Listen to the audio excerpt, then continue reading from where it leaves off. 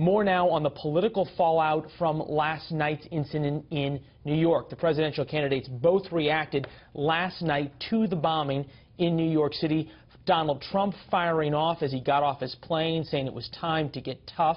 Hillary Clinton took a softer tone, urging people to wait for the facts as she landed back in New York. Radio talk show host Garland Nixon and president of the College Republican National Committee, Alexandra Smith, join us now. Nice to have you both here. What struck me a little bit is you have sort of this tale of two reactions. You obviously have Hillary Clinton and Donald Trump. At the same time, you have Bill de Blasio, the mayor, who just about an hour ago came out and said there was a bombing, we don't know the motive, really seemed to kind of be downplaying this explosion in his city that injured 29 people, while you had the governor of New York, Andrew Cuomo, come out an hour before, say, obviously this is terrorism when you have a bomb go off in New York, and said we will not let them, meaning the bombers, win. These two very different views of the world coming clear here, and I'm wondering, what are the American people looking for in a time like this, Garland? Well, I think in this particular instance, I think this is going to work out in Hillary's favor. The way I see it, Donald Trump came out with a rather authoritarian kind of response. Basically, I don't know what happened, but I know we have to go punch somebody. And while that may be popular with his base, I don't think amongst independents and people on the other side it's going to work. Whereas I think Hillary's more nuanced response, we got to find out what's happening, figure it out, kind of a little more thoughtful. I think that will be popular with her base, but I think that will even be more popular with the with independents. And Alexandra, I want to get you to react to this, because there is some poll numbers that perhaps support what Garland is saying. Take a look at this Fox News poll about each candidate's temperament as it relates to being president.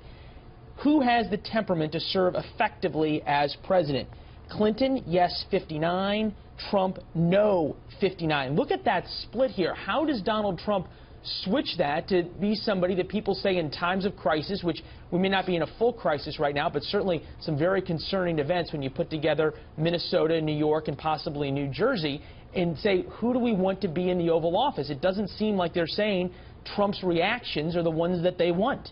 Well, look, this is obviously a very serious situation, and first of all, I think that the NYPD and the FBI ought to be commended on their professionalism and their diligence in keeping New Yorkers safe in this situation. But I think that Hillary Clinton's response in this situation was a politically stupid one.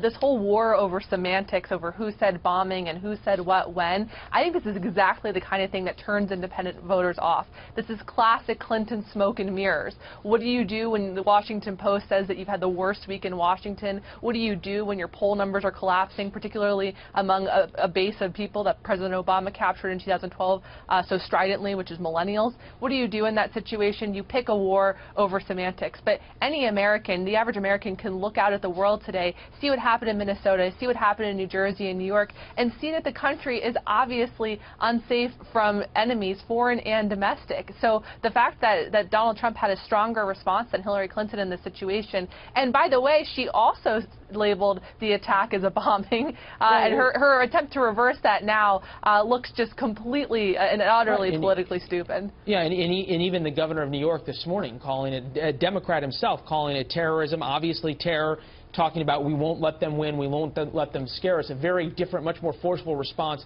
than Hillary Clinton had last night. We'll see if Clinton responds either today and comes out with something either on Twitter or somewhere else. Garland, Alexandra, appreciate both of you guys being here. Thanks. Thanks for having us. Thank you. All right, all the best.